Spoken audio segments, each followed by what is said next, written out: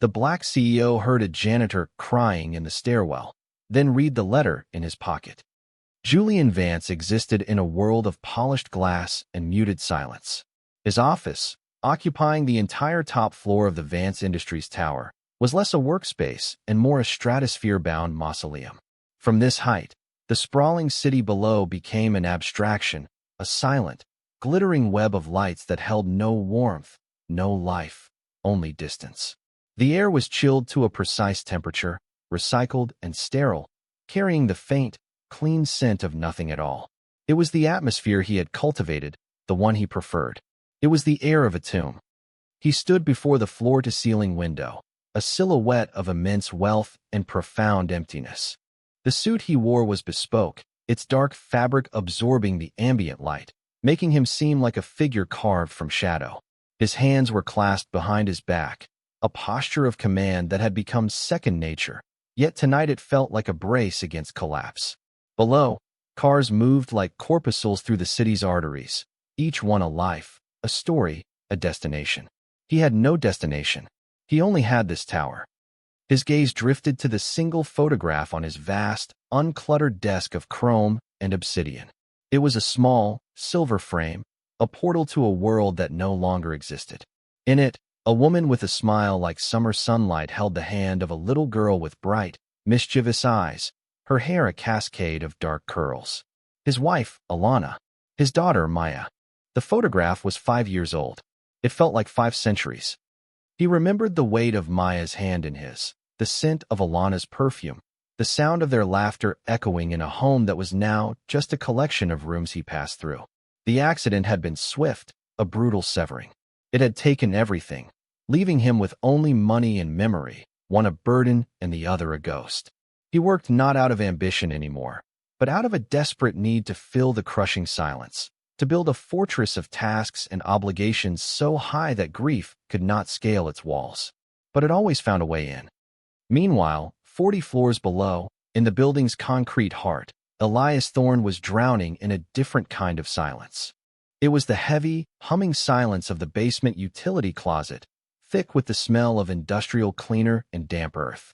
His world was one of linoleum and fluorescent light, of scuff marks and overflowing bins.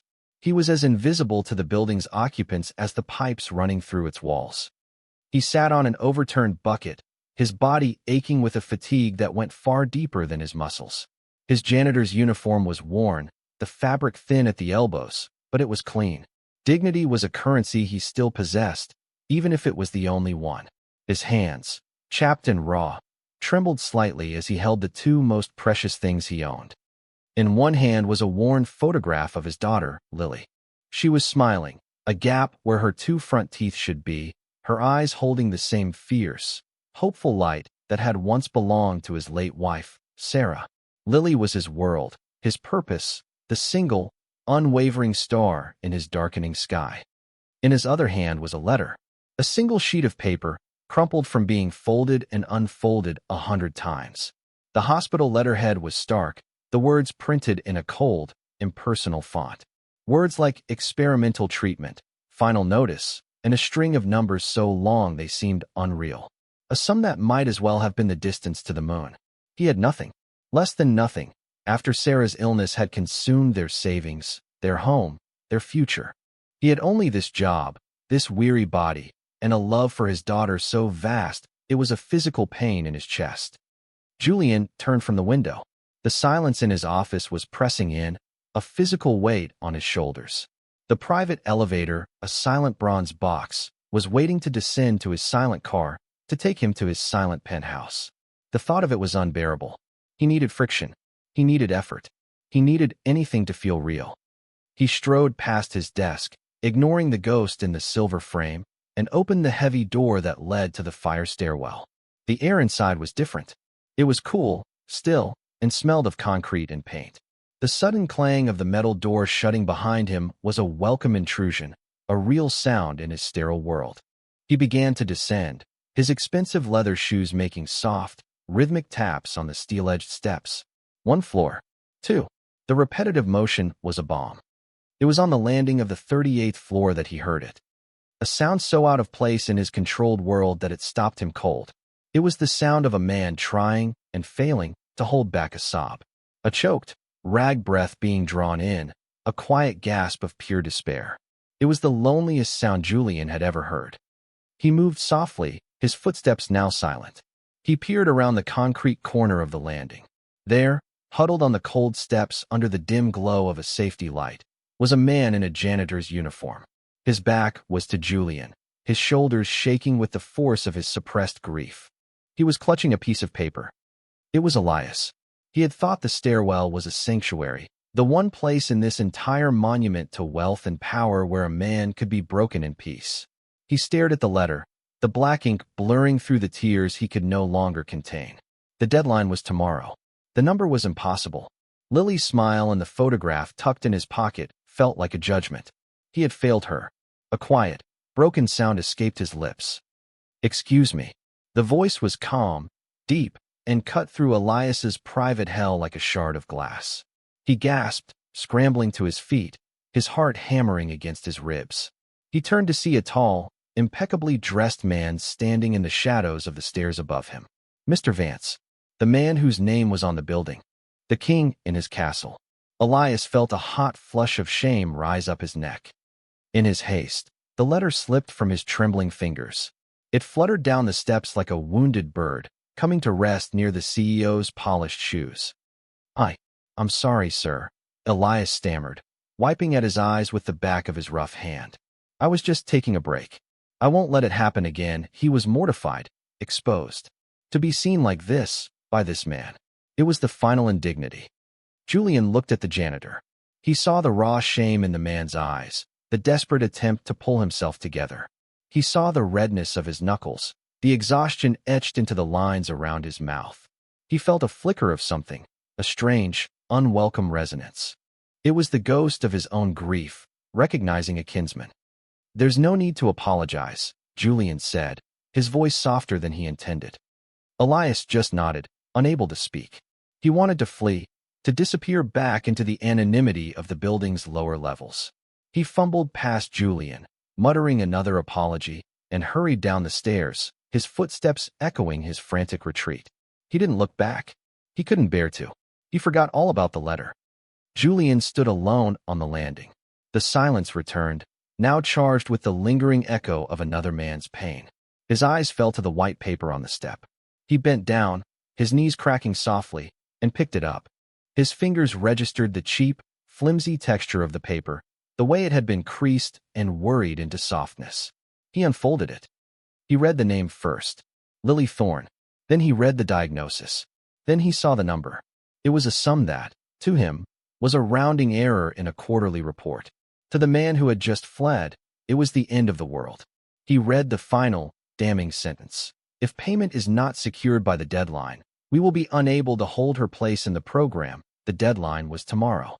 Julian stood up, the letter a fragile weight in his hand. The cold, sterile air of his office had felt like a tomb. This stairwell, filled with the raw, desperate sorrow of a stranger, felt like the first real place he had been in 5 years. He didn't know the man's name, but he knew his heart. He had just heard it break. He turned and walked slowly back up the stairs, the piece of paper held carefully, as if it were a sacred text. Back in the silent expanse of his office, the city lights seemed different. They were no longer an abstraction. Each light was a home, a family, a life. He sat at his desk, the letter placed carefully before him on the black, reflective surface. It looked small and insignificant in the vastness of the room, yet it felt like the only thing with any substance. He stared at the photograph of Alana and Maya. Their smiles did not mock him tonight. Instead, they seemed to ask a question. For 5 years, he had been embalmed in his success, a hollow man in a glass tower. He had power. He had influence. He had wealth beyond measure. And none of it had mattered. Until now. He picked up his phone, the device cool and heavy in his hand. He pressed a single button on his speed dial. It rang once before it was answered. "Evelyn," he said, his voice devoid of its usual clipped, businesslike tone. It was quiet, thoughtful. "I need you to do something for me. It's personal." On the other end of the line, Evelyn Reed, his executive assistant of 10 years, sat up straighter. She had never heard that word, personal, from him before. Not once. Of course, Mr. Vance. What do you need? There is a janitor on the night crew. His name is Thorne. Elias Thorne. Julian paused, looking at the letter. I want to know everything about him. His employment history, his family, his financial situation. Everything. And Evelyn, he added, his voice dropping even lower. This is to be handled with the utmost discretion. No one can know you are looking into this. Not even him. I understand completely, sir, she replied, her voice a model of efficiency and loyalty. I'll have a preliminary report for you by morning. Julian hung up. He leaned back in his chair, the leather sighing softly. He looked from the letter to the photograph of his daughter. For the first time since the accident, he felt not the crushing weight of what he had lost, but the faint, terrifying flicker of what he might be able to do. Not for himself, for someone else. It was a strange, unfamiliar sensation. It was not fear, not defeat, but hope. The next morning, a slim, encrypted file appeared on Julian's computer.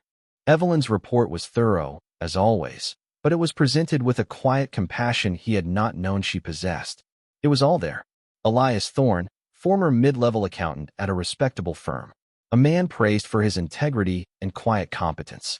Then, his wife Sarah's diagnosis. The long, brutal illness that followed. The endless medical bills that had bled their savings dry. The report detailed how Elias had lost his job, not through incompetence, but through devotion. He had taken too much time off, used all his leave, all his sick days, to be by Sarah's side. When she died, he was left with a mountain of debt and a heartbroken little girl. The accounting world had moved on. He took the only work he could find that allowed him to be home during the day for Lily, cleaning the offices of the wealthy at night. The final page of the report contained a photograph. It was a candid shot of Elias and Lily, sitting on a park bench. Lily was laughing, her head thrown back, and Elias was looking at her with an expression of such profound, unguarded love that it made Julian's breath catch in his throat. In Lily's bright, vibrant face, he saw an echo of Maya. The same untamed curls, the same fierce spark of life in her eyes. The image broke something open inside him. The carefully constructed walls of detachment and control he had built for 5 years crumbled to dust. He was no longer a CEO looking at an employee's file. He was a father looking at another father, a man who understood, in his very bones, the terror of losing that light from the world. He knew what he had to do, but the how of it was a problem. A direct handout would be an insult to a man like Elias Thorne. It would be an act of power, not an act of grace. Julian wanted to restore this man's world, not just pay his bills. He needed to be a force of providence, not a patron. He called Evelyn again. The hospital mentioned in the letter. He began, his plan forming as he spoke. I want you to establish an anonymous charitable fund through one of our shell corporations. The fund's sole purpose will be to cover the full, ongoing medical expenses for a patient named Lily Thorne. There can be no paper trail leading back to me or to this company. None. Is that understood? Perfectly, Mr. Vance, Evelyn said. She knew better than to ask why. She simply understood the command. Arrange it. Make it look like a clerical discovery, an endowment that was overlooked. I want him to receive a call today. I want him to believe it's a miracle. Down in the city's network of crowded streets, Elias Thorne was walking through his day in a fog of despair. He had dropped Lily at school, forcing a smile he did not feel, his heart a leaden weight in his chest. The deadline was hours away. He had spent the morning calling distant relatives, old friends, anyone he could think of, each call a fresh humiliation, each rejection another turn of the knife. There was no hope left. He was sitting in his small, sparsely furnished apartment, staring at the phone, willing it to ring with news he knew would never come, when it finally did. The number was the hospital's. His hand shook as he answered, expecting the final, clinical blow. Mr. Thorne, a cheerful, administrative voice said on the other end. I'm calling from the billing department at St. Jude's. We have some wonderful news. It seems there was an old philanthropic fund established for cases just like your daughter's that was, well, frankly, it was misfiled. A clerical error. The good news is, the fund has been reactivated, and it will be covering all of Lily's treatment costs. In full, retroactively, and for the foreseeable future. Elias was silent. He couldn't process the words. Clerical error? A misfiled fund? It sounded impossible. It sounded like something from a dream. Mr. Thorne?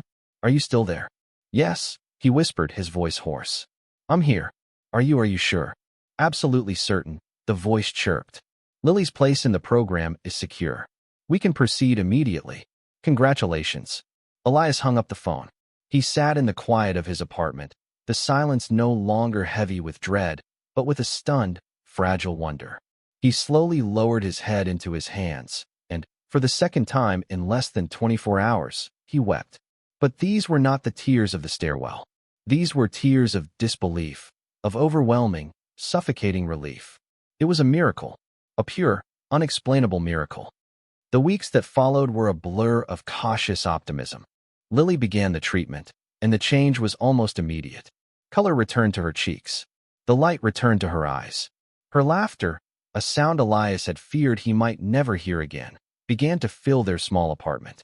He continued his work at the Vance Tower, his mop lighter, his steps quicker. He moved through the gleaming halls with a secret joy, a heart full of gratitude for the anonymous kindness of the universe. He would sometimes look up at the highest floor, at the dark, tinted windows of the CEO's office, and wonder about the man who lived up there, so close, and yet a world away. He had no idea how close. Julian watched from a distance. Evelyn provided him with quiet updates on Lily's progress. Every positive report was a balm on his own wounded soul. He found himself looking forward to them, a small point of light in his gray, monotonous existence. He had done a good thing, a powerful thing, and it had cost him almost nothing, yet it had given him back a sliver of his own humanity. He thought, foolishly, that this would be enough. Then came the crisis. It arrived in the form of a frantic, late-night phone call that Elias received at work. It was the hospital. Lily had had a severe, unforeseen reaction to the medication. Her system was rejecting it. There was a complication, a rare one, that required an immediate, highly specialized surgical procedure. A procedure their hospital was not equipped to perform. There's a clinic, the doctor explained, his voice heavy with professional sympathy. In Colorado. They are the pioneers of this procedure. But the waiting list is months long. And even if we could get her there, the logistics, the cost, he trailed off. The unspoken words hung in the air. It was impossible. Elias felt the floor drop out from under him. The miracle had been a mirage. The hope had been a cruel joke. He was back in the same nightmare. Only this time it was worse, because he had dared to believe it was over. He raced to the hospital, his mind a whirlwind of terror.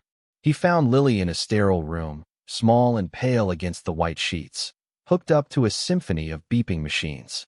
He spent the next few hours in a bureaucratic hell, pleading with administrators, begging doctors. He was met with shrugs, with sympathetic but firm refusals. The system was a monolithic wall, and he was just one man, with no leverage, no power, nothing but a desperate love for his child. He finally retreated to the sterile quiet of the hospital waiting room, the smell of antiseptic burning his nostrils. He sank into a hard plastic chair, buried his face in his hands, and felt the cold, familiar tendrils of despair wrap around his heart. In his tower, Julian received the news from a grim-faced Evelyn. She had been monitoring the situation, as per his standing instructions. She laid out the facts of the complication, the name of the clinic in Colorado, the impossibility of the situation. Julian listened, his face a mask of stone. The illusion of his detached, anonymous benevolence was shattered. His money had started a process, but it couldn't see it through. Providence had to become personal. The ghost had to step into the light. He felt a surge of something he hadn't felt in years. A cold, clear rage. A rage against indifference, against bureaucracy, against a world that would let a little girl die because of a waiting list. He stood up. "Get my jet ready," he commanded, his voice like flint. "I want a full medical team on board.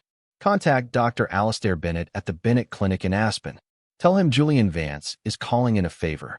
I want his best operating theater and his best surgical team cleared and waiting for a patient. Her name is Lily Thorne.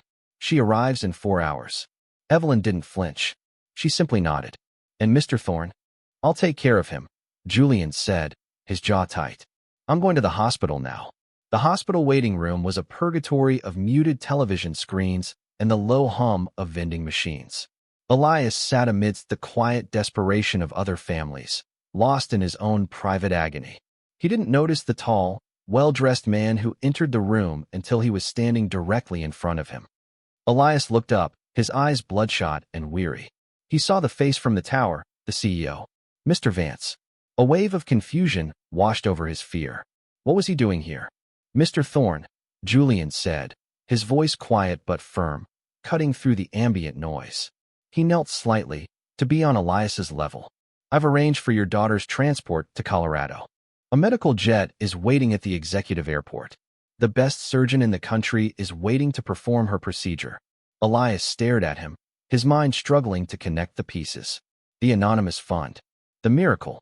The CEO of his building appearing in a hospital waiting room in the middle of the night. The truth hit him with the force of a physical blow. You, Elias whispered, his voice cracking. It was you. The fund, it was you all along. Julian simply nodded, his dark eyes holding Elias's gaze. Yes. A maelstrom of emotions swirled inside Elias. Gratitude, so immense it was painful. All. But beneath it, a current of fierce, wounded pride. He was a father. He was supposed to be the provider, the protector. And he had failed.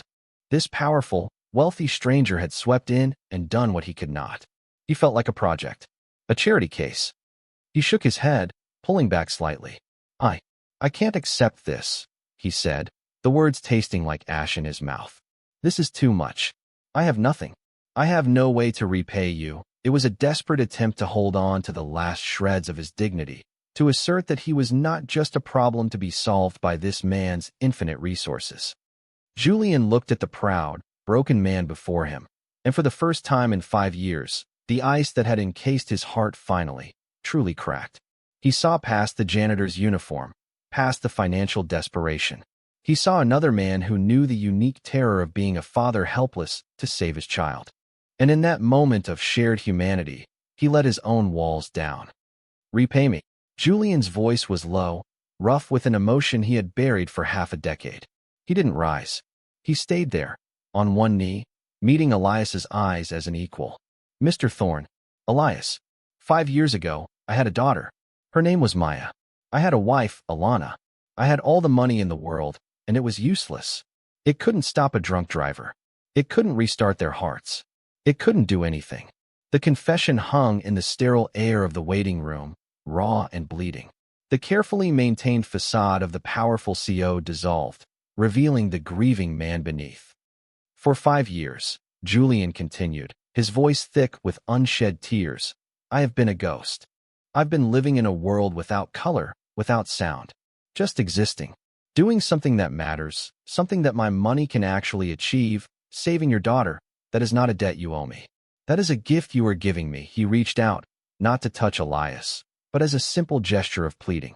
Please, let me do this. You are giving me a reason to be alive again. That is how you repay me. Elias looked into Julian's eyes and saw it. The profound, soul-deep grief that mirrored his own. He saw not a benefactor, not a powerful CEO, but another traveler in the lonely landscape of loss. He saw a man who was not trying to buy a clear conscience, but one who was desperately trying to heal his own shattered heart by mending another's. The pride, the fear, the shame, it all melted away, replaced by a wave of pure, unadulterated understanding. Elias nodded slowly, the motion almost imperceptible, and then the tears came, streaming silently down his face. They were not tears of despair or even of relief. They were tears of connection, of a shared sorrow that had forged an unlikely, unbreakable bond in the harsh fluorescent light of a hospital waiting room. Thank you, Elias whispered.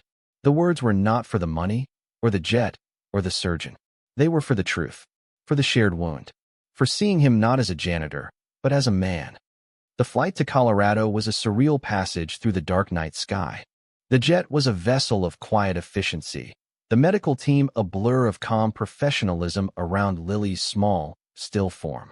Elias and Julian sat opposite each other, the silence between them no longer awkward or defined by their differences, but comfortable, companionable. They were two fathers, united in a single, silent prayer. At the clinic, everything moved with a speed and precision that Elias's previous experience had taught him was impossible. There were no forms to fill out, no insurance questions to answer. There was only a quiet, confident team ready to save his daughter's life.